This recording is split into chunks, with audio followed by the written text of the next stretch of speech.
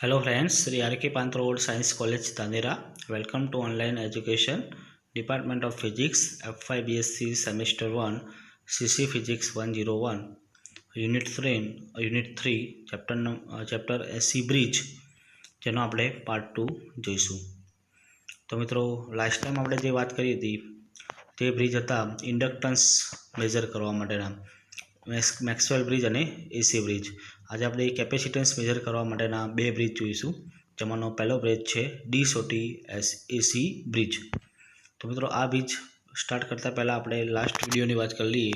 તો લાસ્ટ વિડીયોમાં જે મેક્સવેલ બ્રિજની અંદર આપણે જે બેલેન્સ કન્ડિશનનું સૂત્ર લખ્યું હતું એની અંદર જે Z2 માટેનું જે ઇક્વેશન હતું એ Z2ની અંદર આપણે આકૃતિમાં જોયું હતું કે Z2 જે ઇમ્પેડન્સ છે એની અંદર જે R2 અને C2 ઓકે, એટલે કે R2 અને જે કેપેસિટર C છે એ બંને પેરેલલમાં હતા અને એનું ઇક્વેશન અહીંયા આગળ કંઈક આપણે મિસ્ટેક હતી જમણી બાજુ લખવામાં. તો આજે એને સુધારીને આપણે આ રીતે લખીશું કે 1/Z2 = 1/R2 પછી 1 ડાયરેક્ટ J/ωc એવું કંઈક લખેલું હતું, પરંતુ આપણે જાણીએ છીએ કે બંનેને આપણે છેદમાં મૂકવાના છે. તો અહીંયા જે છેદમાં પણ કેપેસિટરનો રિએક્ટન્સ આવશે, તો એ પણ આ રીતે મૂકાશે ને 1/Jωc. એટલા માટે અહીંયા આગળ એવું સૂત્ર થતું હતું. ત્યાર પછી જવાબ કે 1/R2 પ્લસ હવે છેદનો છેદ અંશમાં જાય એટલે આવશે Jωc. ઓકે, તો એક આ થોડું આપણે જે ડાઉટ હતું એ ક્લિયર કરી નાખ્યું. હવે આ થિયરી માટે વાત કરી જે છે ડી-સોટી બ્રિજ. તો આ આકૃતિમાં અહીં તમે દર્શાવ્યું છે ડી-સોટી બ્રિજ, જેની અંદર પણ તમે આ કેપેસિટર છે, આ ચલિત અવરોધ R2, R4 અને આ C2 અહીંયા છપાયું નથી, પણ આ રીતે તમારે ત્યાં એસી સોર્સ હોય અને અહીંયા કળ લગાવેલું હોય K. ઓકે, આની વાત કરીએ તો આ બ્રિજનો ઉપયોગ અજ્ઞાત કેપેસિટરનું કેપેસિટન્સ શોધવા માટે થાય છે. એટલે હવે બ્રિજના બે બ્રિજ છે એને આપણે કેપેસિટન્સ શોધવા માટેની વાત કરીશું. હવે તમને અહીંયા આકૃતિ અત્યારે આપણે જોઈ તો આકૃતિમાં ચાર્ટમાં દર્શાવ્યા પ્રમાણે બે ચલિત અવરોધો તથા કેપેસિટર વિસ્ટર્ન બ્રિજ તરીકે જોડાયેલા છે. ડાયરેક્ટ જ આપણે અહીં આગળ બેલેન્સ સ્થિતિ કેવી રીતે મેળવી શકાય એની વાત કરીએ તો એક અવરોધનું મૂલ્ય ફિક્સ કરેલું હોય અહીંયા આગળ, અને બીજા અવરોધનું મૂલ્ય જ્યાં સુધી આપણે હેડફોનની ન્યૂનતમ અવાજ પ્રાપ્ત ના થાય ત્યાં સુધી એ મૂલ્ય બદલવામાં આવે. અને આપણને હેડફોનની અંદર ન્યૂનતમ અવાજ સંભળાય પછી એની બેલેન્સ કન્ડિશન મેળવવામાં આવે તો કઈ રીતે થશે? તો જો આ Z1 ભાગ્યા આ ઉપરનું Z2 થશે, ઓકે, અને નીચે Z3 ભાગ્યા Z4 થશે. તો એ રીતે અહીંયા ઇક્વેશન લખવામાં આવે તો જો Z1 ની અંદર શું છે કેપેસિટન્સ છે, તો શું આવશે 1/Jωc1 આવશે અપોન અહીંયા ફક્ત R2 છે તો R2 આપણે લખીશું. ઓકે, એ રીતે આ Z3માં એક કેપેસિટર છે પાછું, તો 1/Jωc2 લખીશું અને ભાગાકારમાં Z4 એટલે કે ત્યાં આપણે R4 લખીશું. ઓકે, હવે અહીંયા Jωc માં તો અહીંયા આગળ ઉડી જશે, તો વધે શું 1/C1R2 અને જમણી બાજુ 1/C2R4. બહુ સિમ્પલ છે આ થિયરી. 1/C1R2 = 1/C2R4. પછી આપણે R4 ભાગ્યા અહીંયા આગળ વાત કરીએ તો R4 ભાગ્યા C1 છે. અહીંયા શું છે આ નથી દેખાતું, પરંતુ R4 ભાગ્યા C1 = R2 ભાગ્યા C2 છે. R2 ભાગ્યા C2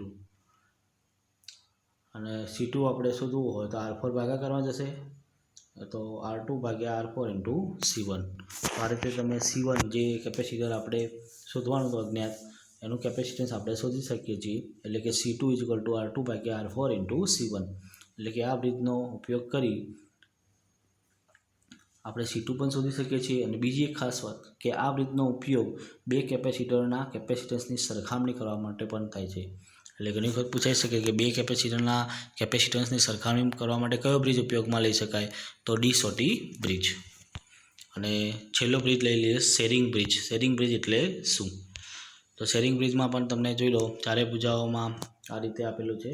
પહેલી ભુજામાં કેપેસિટરનો અવરોધ, બીજામાં અવરોધ છે, ત્રીજી બ્રાન્ચમાં ફક્ત કેપેસિટર અને ચોથી બ્રાન્ચની અંદર અવરોધ અને કેપેસિટર છે એ બંને પેરેલલમાં છે. તો આ આકૃતિ જે છે એન્ડરસન બ્રિજ જેવી આમ કહી શકાય.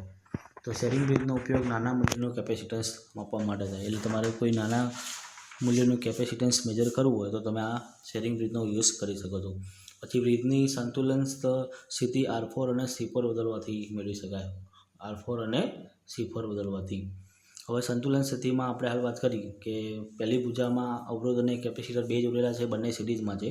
તો R1 plus 1/j⍵C1 ભાગાકારમાં R2 is equal to ત્રીજી બ્રાન્ચમાં ફક્ત કેપેસિટર છે એટલે 1/j⍵C3 અપોન ચોથી બ્રાન્ચમાં કેપેસિટર અવરોધ છે એટલે અવરોધ અને ઇન્ડક્ટર બે છે એટલે ફક્ત આપણે Z4 લખીશું. ચલો પણ Z4ની વેલ્યુ મેળવી નાખીએ આપણે. તો 1/Z4 ઇઝ ઇક્વલ ટુ શું થશે? તો અવરોધ અને ઇન્ડક્ટર બંને પેરેલલમાં છે. તો આપણે પેલા અવરોધને લખીએ તો 1/R4 અને ઇન્ડક્ટર માટે 1/1/j⍵C4 આવશે. આ પ્રમાણે j⍵C4 ઉપર જશે. તો આ પણ આખી જે સ્ટેપ છે એ સેમ ટુ સેમ જે એન્ડરસન બ્રિજ છે એ પ્રમાણેના જ છે. હવે આપણે જે બેલેન્સ કન્ડિશન છે એની અંદર આ ઇક્વેશન આપણે મૂકી દઈએ. તો R1 plus 1/j⍵C1 upon R2 is equal to 1/j⍵C3 into 1/Z4 હતું તો 1/Z4ની કિંમત મૂકી દઈએ તો જે થશે 1/R4 પ્લસ j⍵C4. હવે આપણે આ કિંમત મૂક્યા પછી એનું સાદુરૂપ આપીએ તો R2ને આપણે શું કરીએ? જમણી બાજુ લઈ જઈએ. જે આપણને આ જે R2 મળે છે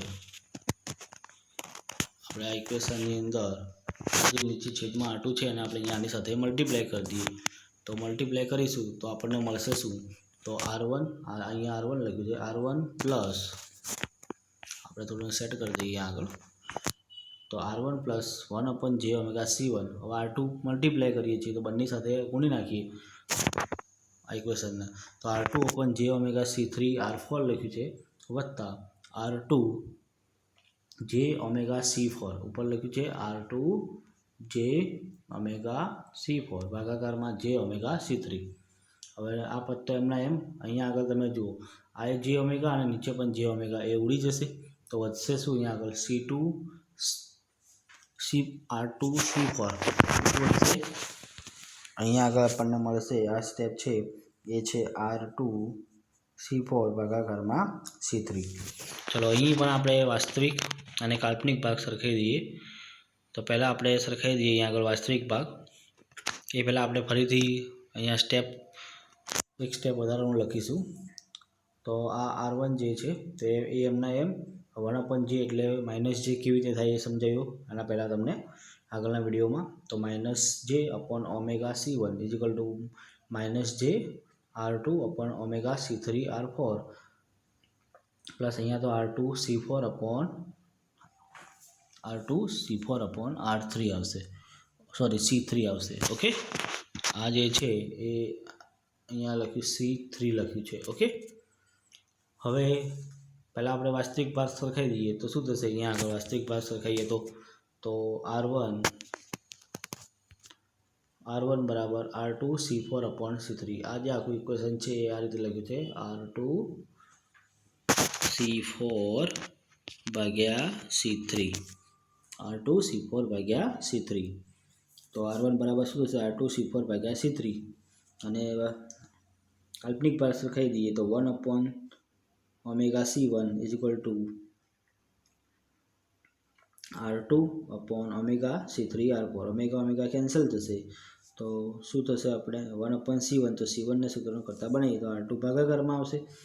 તો R4/R2 ઇન્ટુ C3 આ મળી ગયું આપણને C1. તો શેરિંગ બ્રિજની મદદથી આપણે R1 અને C1 જે છે એટલે કે C1 અને અસરકારક અવરોધ R1 શોધી શકીએ છીએ. જ્યાં C1 બરાબર R4/R2 C1 બરાબર R4/R2 bracket over into C3 અને R1 બરાબર મળે છે આપણને R2 ઇન્ટુ C4/C3. તો આ થઈ ગઈ આપણે શેરિંગ બ્રિજ. આ બંને થિયરી બહુ શોર્ટ થિયરી છે, પૂછાય એવી છે. ઓકે ફ્રેન્ડ્સ, તો આપણે આજે એસી બ્રિજ ભણ્યા, કેપેસિટન્સ માપવા માટેના ડી સોટી બ્રિજ અને sharing bridge. Okay, thank you.